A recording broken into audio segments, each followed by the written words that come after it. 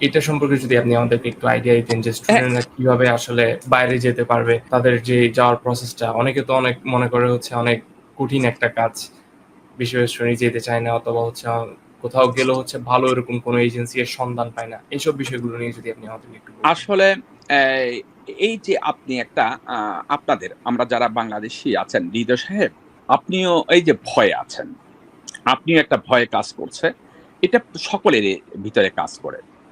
যেমন এই আপনার আমরা বিদেশে পড়াশোনার জন্য আ প্রচুর টাকা লাগে। রাইট? ১ম এ হচ্ছে যে কিভাবে আমেরিকাতে আমরা যাবো? এটা তো একটা স্বপ্ন। যেমন আপনি যখন বলবেন যে আ আপনার বাবাকে যখন বলবেন যে, "বাবা আমি আমার বন্ধু আ আমেরিকাতে পড়াশোনার জন্য অমুক ইউনিভার্সিটিতে ভর্তি হচ্ছে। আমিও যাবো।" তো বাবা আপনাকে বলতেছে, মা বলতেছে, "আমার ছেলেটা দেখছো? আমার ছেলেটার মাথাটা খাইয়ে দিছে কে যেন। সম্ভব আমেরিকাতে? আমি হইলাম গরিব। দিনে আনি দিনে খাই।" আপনার বাবা বলছে আপনাকে, "বাবা আমি হ্যাঁ, দিনে অবশ্যই। আনি দিনে খাই। আমি এখানেই তো তোকে এই বাংলাদেশের চট্টগ্রাম বা ফেনীতে একটা কলেজে পড়ানোর আমার ইয়ে নাই, এবিলিটি নাই। এখন তোকে আমি কিভাবে লন্ডন, কানাডা, আমেরিকাতে, অস্ট্রেলিয়াতে তোকে আমি পড়ার জন্য পাঠাবো?" এই যে মাথার ভিতরে একটা অ্যা মানে আমাদের চিন্তা চেতনা। আসলে আমেরিকাতে, কানাডা, অস্ট্রেলিয়া আসতে টাকা লাগে না। কি কিসের বলেন টাকা? ভাইয়া? কোন টাকা লাগে না। একটা পেনিও লাগে না।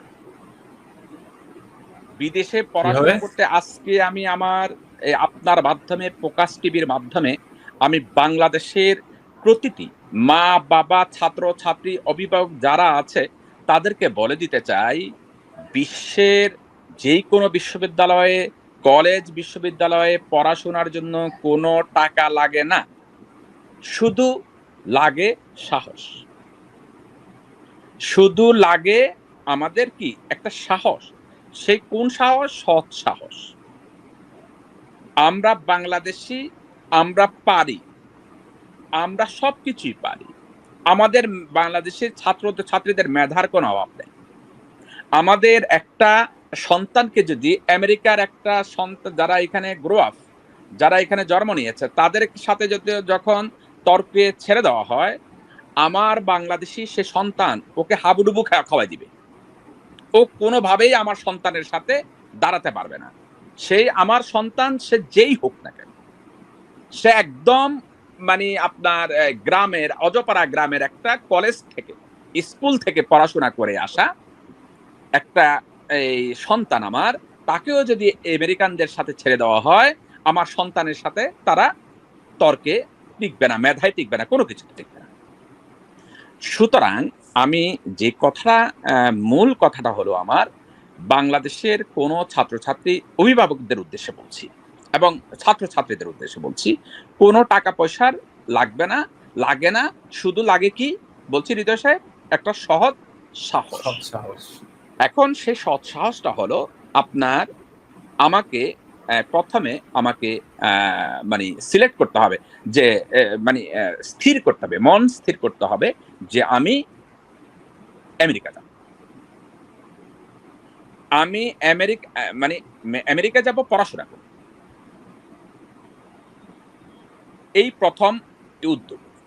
এরপরে আমার সন্তান সে যদি নিজে কোন কনসালটেন্সি যেমন আমি আজাদ আপনাকে বললাম যে আমি ফিজিয়ান এডুকেশন করেছি।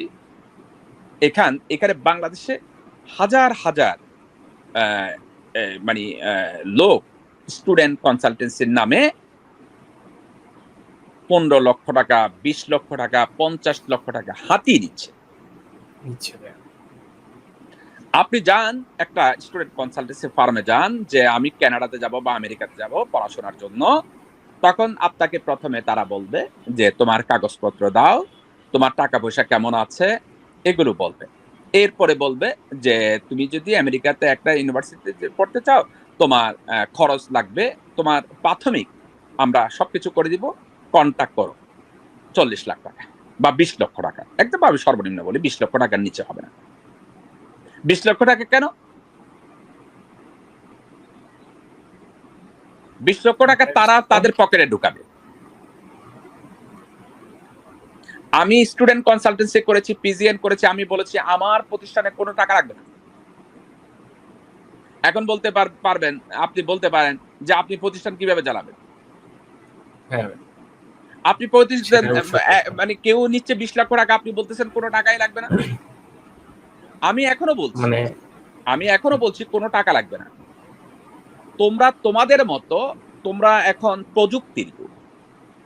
আমার সন্তান, তোমরা নিজেরাই পারবা যে মানে এখন প্রযুক্তিগতভাবে তোমাদের প্রত্যেকের হাতে হাতে ফোন আছে, প্রত্যেকের ঘরে ল্যাপটপ আছে, কম্পিউটার আছে।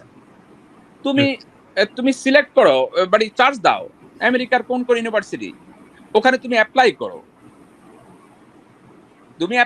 অ্যাপ্লাই করার পরে তুমি ওখানে কিছু তাদের যে কন্ডিশন আছে, কিছু টাকা পয়সা আছে। কত টাকা? সর্বোচ্চ 50-60 হাজার টাকা বাংলাদেশি টাকা লাগে।